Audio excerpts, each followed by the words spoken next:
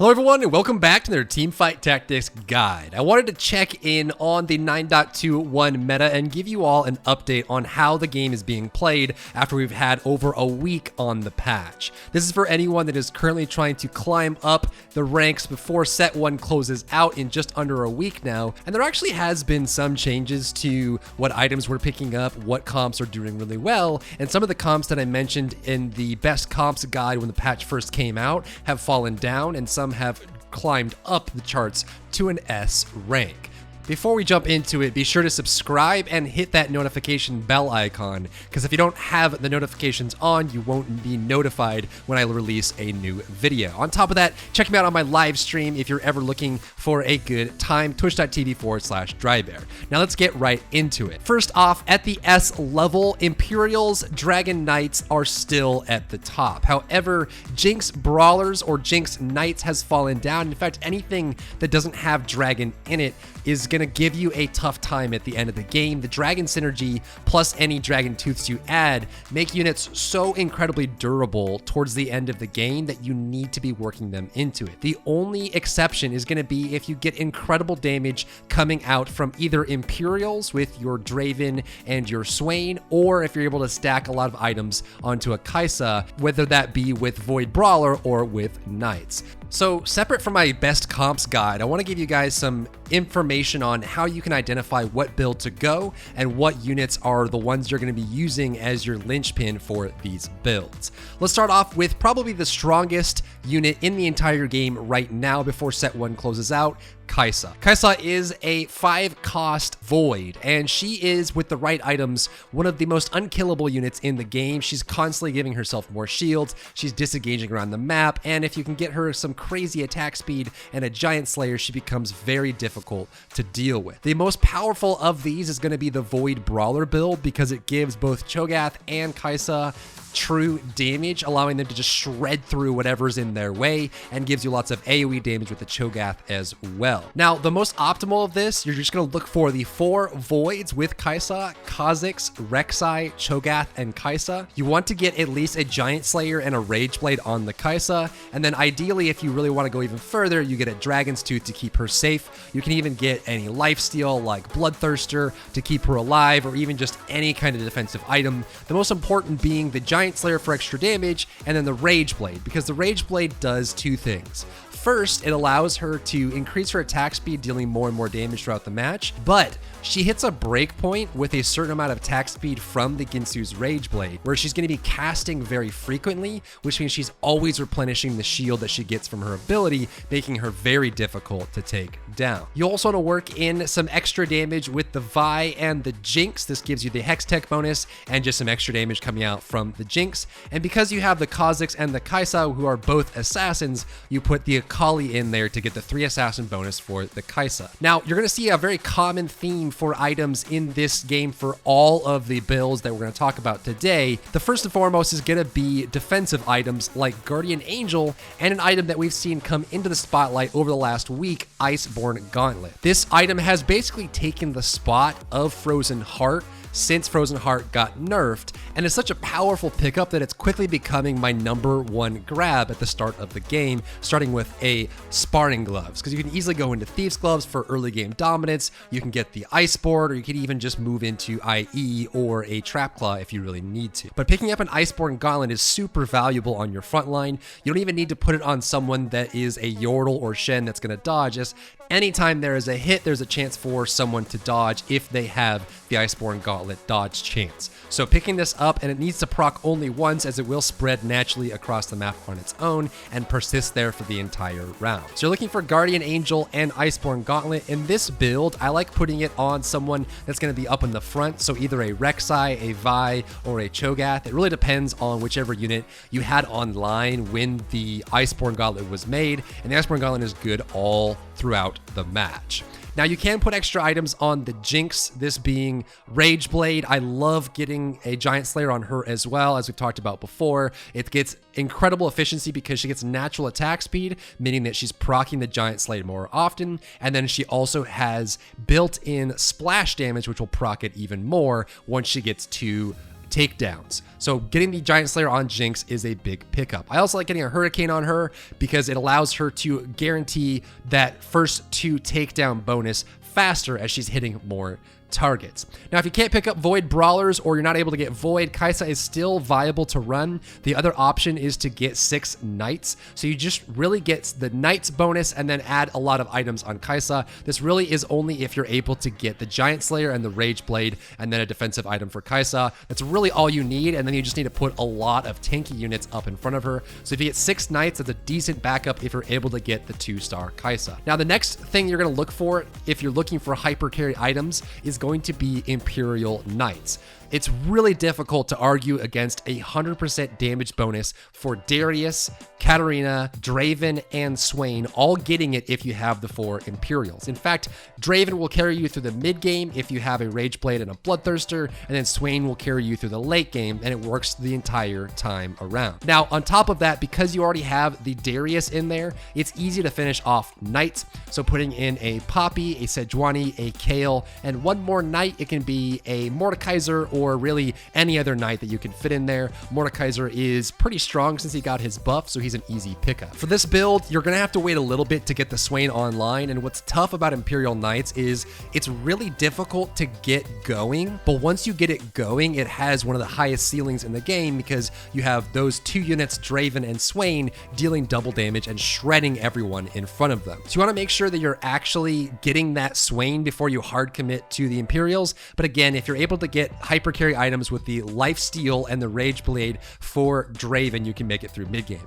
It's actually imperative that you have these items before you run the Draven because without any Lifesteal or scaling attack speed, it's really difficult to get Draven to work properly. You can substitute the Bloodthirster for Gunblade. It's not as inefficient, but it does get him some Lifesteal that he desperately needs, and the Rage Blade allows him to build it up. You can actually substitute a Shojin's as well, as Draven's at his most powerful when he's able to cast, get his axes going, and so the show just allows him to do that once he gets his first axe out there.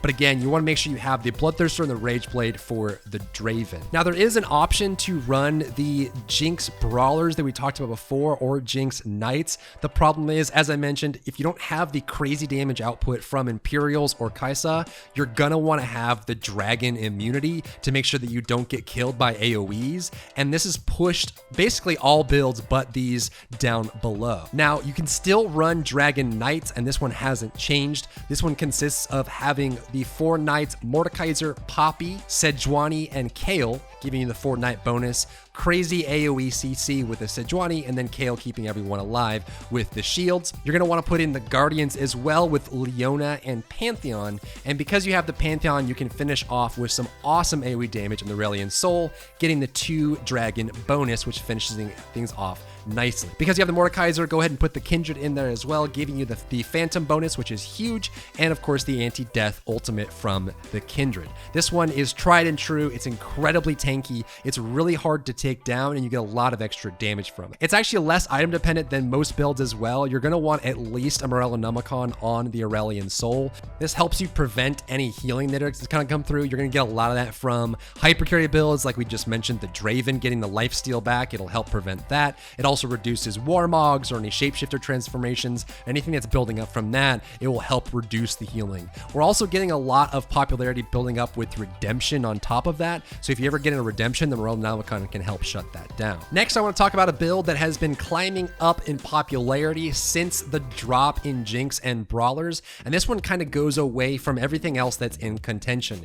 Anytime you get a popular build in Teamfight Tactics, naturally it will force other builds to get more popular because units are a scarce resource. If everyone wants to run Void Brawler and there's more than 2 people running it, someone's going to be left in the dust. I'm sure you felt this in more than one game where you're so close to finishing a build and you just can't get it because other people are trying to go for the same build at the same time. So what we're seeing a lot of at the S rank is going to be Yordle Sorc. This build is actually really safe to run as you get a lot of dodge chance from the mid game, and most of the Yordles that you're going to get are actually pretty cheap and easy to pick up until you get to later stages of the game. For this build, you're going to pick up 3 Yordles. This is going to come from Lulu and Veigar. Veigar is incredibly powerful right now if you can get him to 2 or 3 star. star. He does a lot of single target damage, and it helps you kick off the fight by getting picks. It also allows you to get an Aurelion Soul kill on his first cast, because if he hits someone that Vhagar had also hit, it usually will finish them off. The last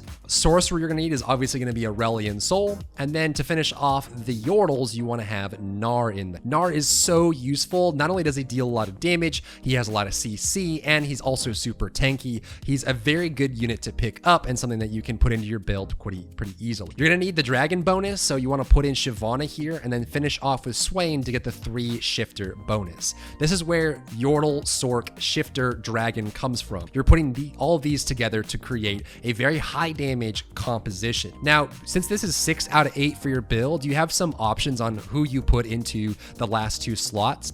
I think the most ideal being the 2 Guardians, being Pantheon and Leona. You'll have 3 dragons with this, but it's fine. It's just another unit that gets the magic resistance on it. And then obviously the Leona stun is really great against specific hypercarry compositions, being able to stun a single target for a long period of time. If you can't find the Leona and Pantheon, sometimes Pantheon just doesn't show up or you can't get him.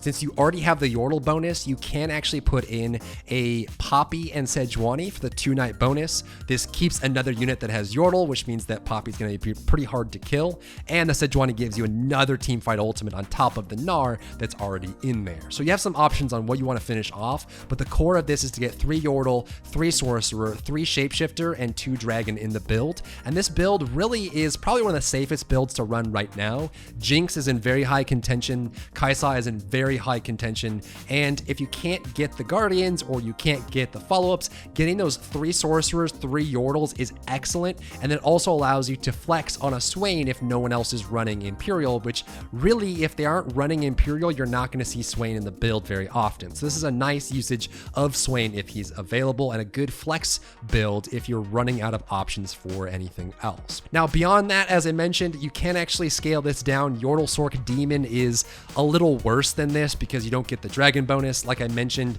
dragon is one of the most useful synergies to have at the end of the game, because any unit that has the dragon bonus or a dragon tooth is going to be almost impossible to kill if they have the right items on them. They're very difficult to take down, and that's what you want at the end of set 1. Now, for items in this build, you're going to want, obviously, the Aurelion Soul to have the Morellos. You're going to want the Death Cap, and then a Seraph's Embrace, or a Shojin's, or a Rage Blade, or an RFC, anything that allows him to cast more often. Any attack speed item works for this. You can even run a Phantom Dancer just because it has attack speed on it if you absolutely have to. GA for any of your units that need to cast, like a Swain, allows you to get some really good throughput. If you're running Sejuani, it's another great one to put it on as well. I also want to take a second to highlight the redemption item is being used a lot more at the end of set 1. We're seeing people use it at the very beginning of the game to keep yourself alive. Now, redemption is a little bit more nuanced to use. You have to actually position it properly so that A, it's going to go off soon enough to heal units, because you don't want it to be on the last unit that dies, and B, you want to put it in a position where it's actually going to hit the majority of your units. So positioning it in such a way is really important. You want to have the unit up front, so it triggers usually at the beginning of the fight or halfway through the fight, and you want to have it in the middle of your comp so it's landing on enough units to get the heal off properly. But outside of that, if you're looking for a hypercarry comp, look for Giant Slayers, look for Rage Blades. If you're running for Imperial, look for the Bloodthirster, which can work on Draven and actually can work on Kai'Sa or on the Jinx as well. The Brawlers build has fallen down a lot, so I wouldn't recommend running that. It's actually in such contention because it's such an easy build to run that most of the time, if you go into a game, there's going to be a bunch of people running it already, and it's really hard to build. If you see all the Brawlers available, great, go for it. But Brawlers work for mid-game, and they also work for Void Brawlers, so you're actually going to have a lot of difficulty getting the right units online for that build. Also, remember to run the Iceborne Gauntlet. It's one of the most powerful items in the game right now, and it's probably the safest item along with Guardian Angel to pick up if you desperately need something. But that'll do it for this video today. I wish everyone luck, and I hope this helps you climb up the ranks and get to the next tier before set 1 ends. Outside of that, I'm very excited to go into set 2, and I'm sure you guys are all excited as well, and I'll see you there. Thank you so much for tuning in today. Don't forget to subscribe and hit the bell icon, as you won't get notified of my new videos unless you do that. And check me out on my live stream, twitch.tv/drybear. I'll see you there, and I'll see you in the next video.